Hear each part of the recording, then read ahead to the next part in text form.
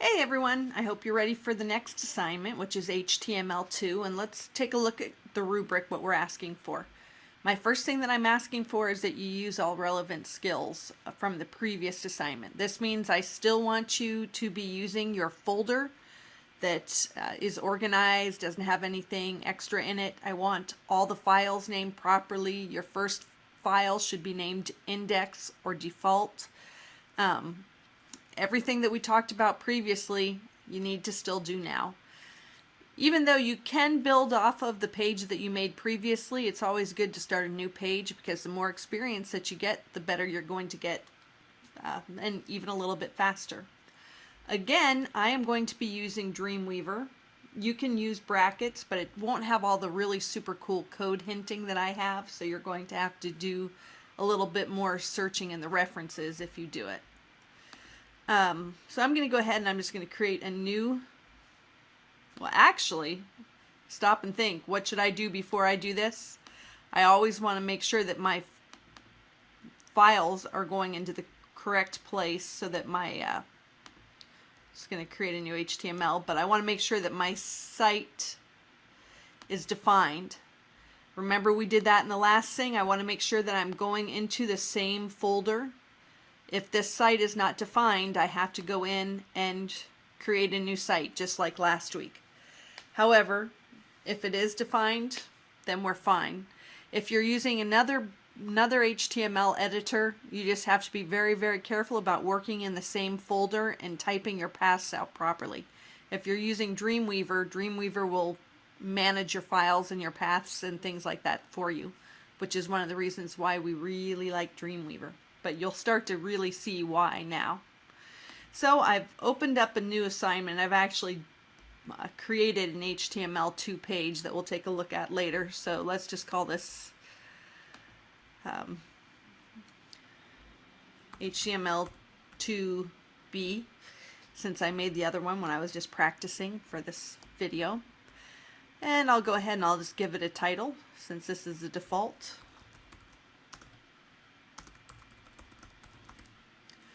Okay, great. So now, the first thing that I ask for you to use is to create a table. Now, if I'm using Dreamweaver, I can make my life super easy by just saying insert table. And that will give me all of the options that I need. But I'm going to go ahead and I'm going to type this out just so that you understand what all of the tags do that are in here. So again, this is not going to go into the head because remember the head just has the things that do not appear on the page. The body has the things that do appear on the page. So I'm going to go in here and let the browser know that I am creating a table. So I'm going to open and close my table tags, and Dreamweaver finished my tag out for me, which was so nice of it. Now, just like any table, tables have rows and they have columns. So I'm going to go ahead and I'm going to say TR, which is table row. Open that and close that so I can think of how many rows do I want my table to have. So let's say I want 3 rows.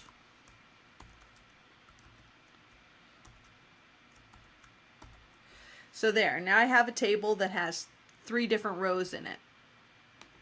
And then inside of each row, each cell is called a table data area.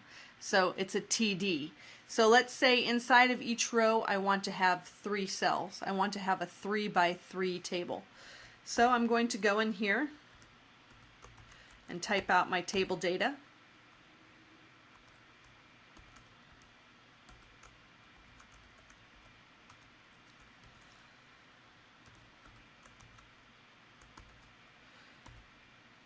So let's say that I want this particular table to be about pets.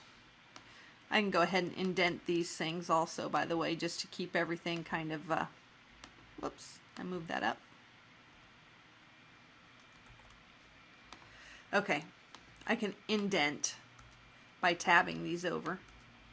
Okay, so let's say I want this to be dogs, this to be cats, and this to be fish.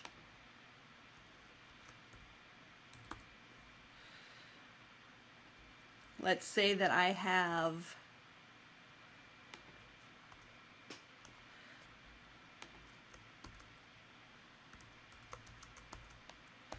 a lot of times if you're laying this out, it's going to be easier to put this. Actually, I can just copy and paste. It's easier to write this out on paper and then duplicate it. Let's say I have 2 dogs, 1 cat, and 12 fish.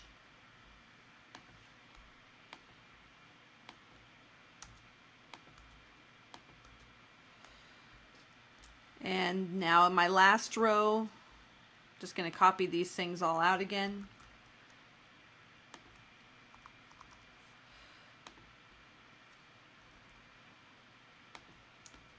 Dogs are in the first column and they say woof.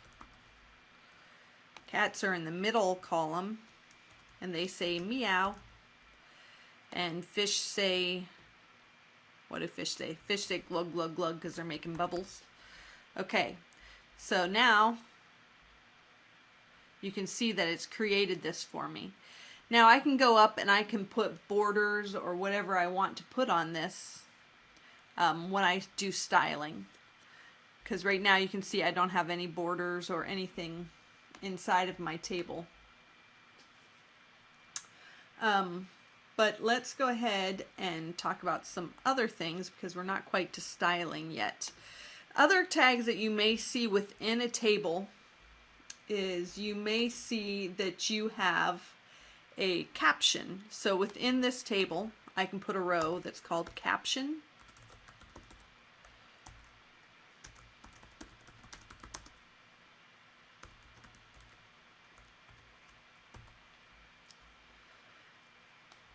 And you can see that that put a title on my table. You may also see that I have these things broken off by, table header, table body, and table foot. And the way I would do that is, let's say I want this row here to be my table header. I would say table head, T-head, and I would wrap that around my row. If I wanted this to be my table body, I could say T-body, and then I would encompass all of the rows that I wanted to be in there inside of my table body.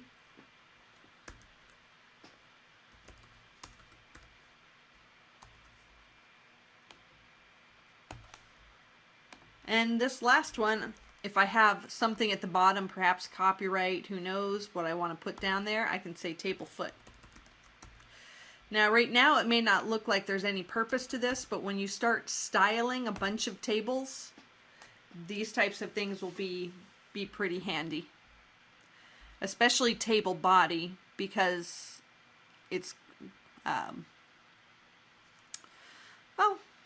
actually, with table body is going to encompass probably a bunch of rows, and unless you want to, you're going to have to put an ID or a class or something like that to group it all together. This, putting everything in a table body, groups it.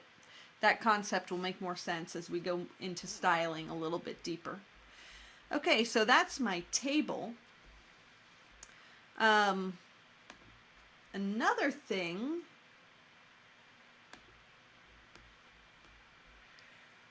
that I have asked you to use is forms. It's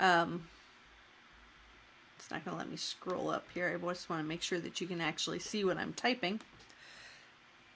Okay, so for a form, I'm going to go ahead and type in a form tag. Because everything that I put in there, text inputs, radio buttons, check boxes, email forms, whatever it is that I'm putting in there, I want to wrap it in a form tag. And inside of the form tag, I'm going to put in an action box or an action property. And what this is, you can just right now leave that blank. But whenever you get more advanced in web programming, that is where you will put in the name of the file or function or whatever it is that has to happen whenever the submit button is selected. There's a lot of different ways that forms are processed. This is probably one of the more basic ones. And then you'd have like input or mailing.php or something in that action form. We're not there yet. So please don't feel troubled by the fact that your form doesn't actually do anything. That comes a little later down the road. Now, there's all kinds of things that can go into forms.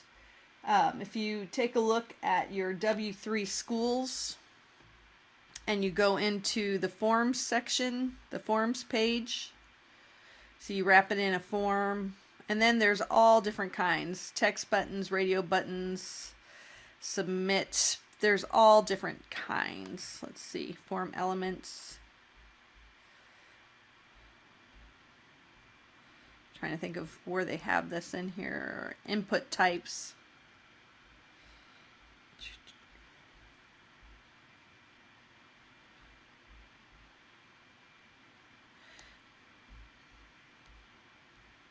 Just kind of skimming through what it is that you actually can read here.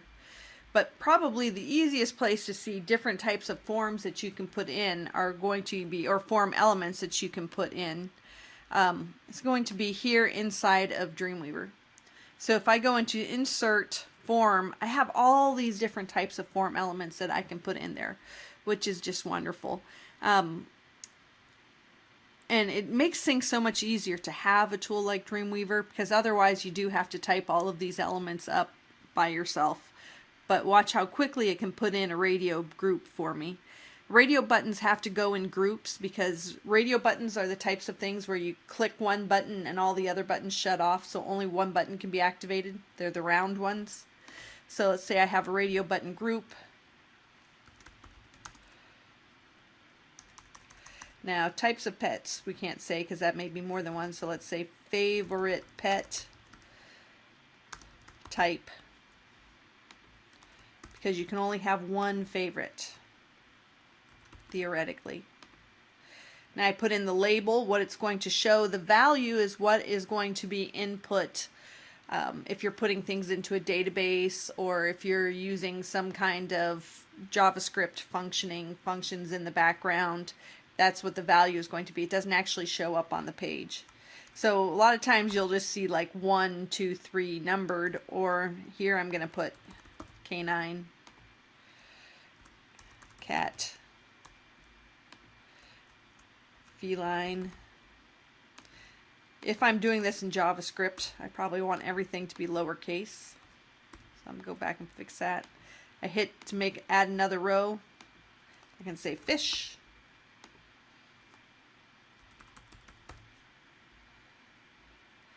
And I can have it actually put it in the table for me. And bam, there it is. How nice is that? That just goes right in. So you can create the forms however you want to. So I do highly suggest, if you can get your hands on Dreamweaver, because it is code hinted and it does so much for you, this is going to be a lot faster. Again, Dreamweaver is in the labs at school, but you can feel free to go ahead and read your W3 schools, which I would like you to do anyway. Look at the samples that they give you for forms and then type up your own. It also works. Dreamweaver is going to type up the exact same stuff that you would have in W3 schools. It's just a lot faster. So with a form, after you put in different things, let's just throw in here, insert a text box. I'm going to say insert form text. And that would put in a little text box for me here. I can put a label around that if I want to label my text box. Label pet's name. Now where I'm going to end the label is actually at the end. It's going to wrap around so that it knows that it is the label for this particular text box. There, so pet's name, it goes in there. And I could put actually a name in here too. And this is not the name that's going to show up in the label. Again, this is what would show up when you are, what it would be called when you are trying to identify it in a code situation. Beyond beyond the HTML class, but a lot of times you'll see more properties inside of the tags themselves. Okay, the last thing that I need to have in here, I can put a break just like we used last week. So I go down to the next line, and then I am going to insert a submit tag, or submit button, excuse me. Boom, there we go. Then I have a submit. And then whenever somebody clicks the submit button, whatever our action was will be triggered. So whatever our action was in the beginning of this form, we didn't put anything there, but had we, it would have worked. So now I have a form in here. I ask you in the rubric to try to use at least 2 different input methods and a submit button. So here I have used a radio and a text. However, you can go ahead and create a form with any of those different elements that you're interested in. Build a really fun form that does all kinds of different things. That could potentially do all kinds of different things. You don't have the background coding. But again, you have all these different options. If you want to look up the code, all of the code is available in W3 Schools. Even if it is not right there in the main section where they don't dump an example in there, you can always search things. I can say in here, password input, and it's going to pop up in the reference password fields right there. And it will tell us how to do it and even give you an example on how to use it. So all of your reference information is right there inside of W3 Schools. Even if it's not inside the tutorial specifically, make sure that you search because everything is in there for you. Okay. I asked you to do lists. Lists are a piece of cake. They're also something that's almost easier to do without the input of Dreamweaver because there's really not a lot of need for the Dreamweaver in this. If I go in here, lists can be either ordered lists or unordered lists. So I'm going to go in here, and if I insert an ordered list, all it does for me is puts in the OL, which means ordered list.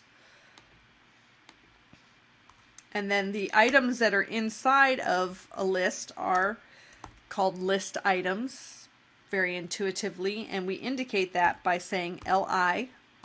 So I'm going to open and close my list item tag.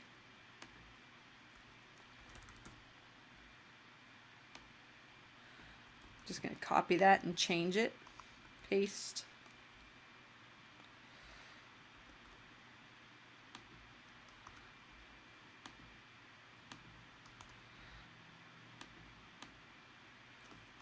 Probably would have been easier to do it the other way, but okay, so let's take a look at this. There's my ordered list. You can tell it's ordered because I have that in there. Now let's say I wanted to change the type of list that I'm doing. The last thing on the list or on the rubric that I'm asking you to do is styling. So let's style that to change the type of list that I am making here. So I'm going to go up here and I'm going to create what is called an inline style. Style can be in 3 places, and this is actually the simplest to do, but it is the least desirable because you would have to style every individual element on your page of every element on every page if you did it this way. This is a way we're going to introduce styles, but it's not the way we're going to do it in the long run. So don't get too attached to it, but just to learn about styles, we're going to make inline style tags. So I'm just going to say style. And here's why I adore Dreamweaver. Look at this code hinting. This is beautiful. So I'm going to say list type. And let's say we want this to be lower Roman. Now my list up here is in lowercase Roman numbers. Can you see that?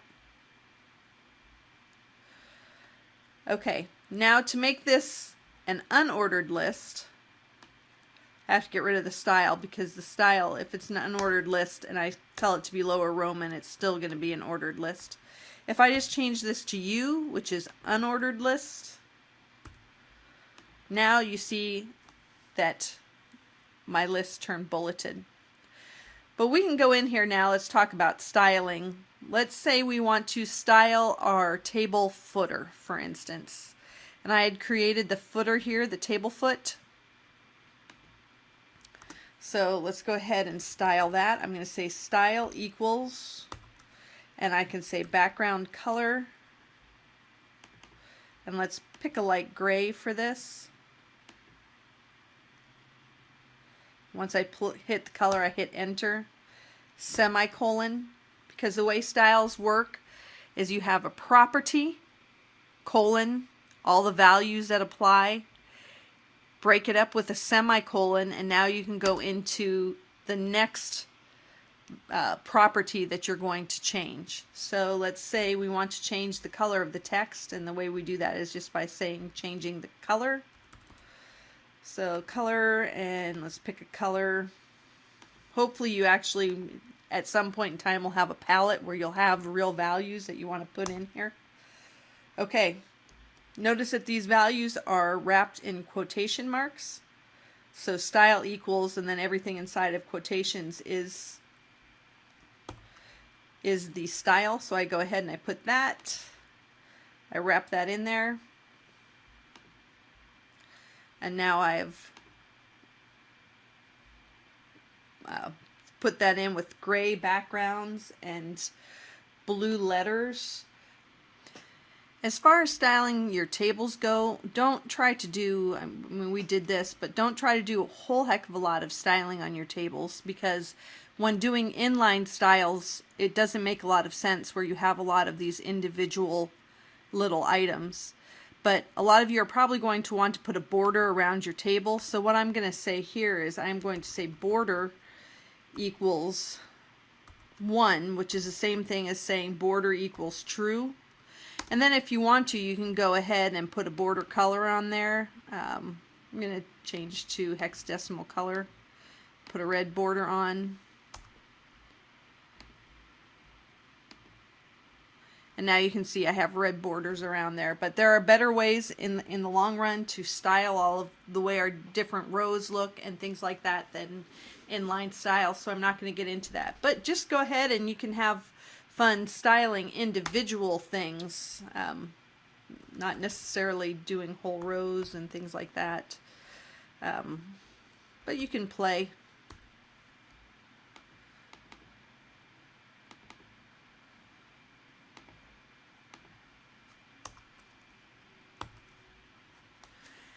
And just go in and have fun. And you can see, especially if you're using Dreamweaver, usually everything that pops up is possible. Sometimes you're going to get things that pop up in style and you don't really see them doing anything.